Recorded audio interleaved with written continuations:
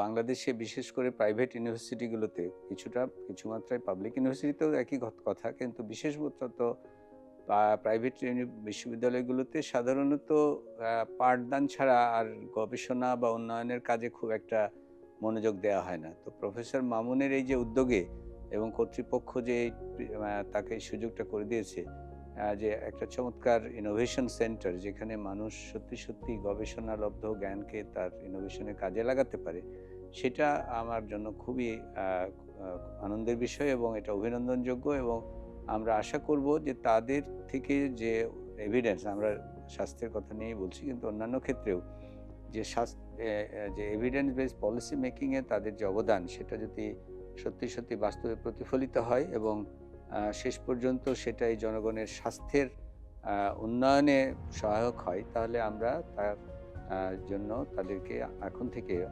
অগ্রিম কৃতজ্ঞতা পোষণ করব। ধন্যবাদ।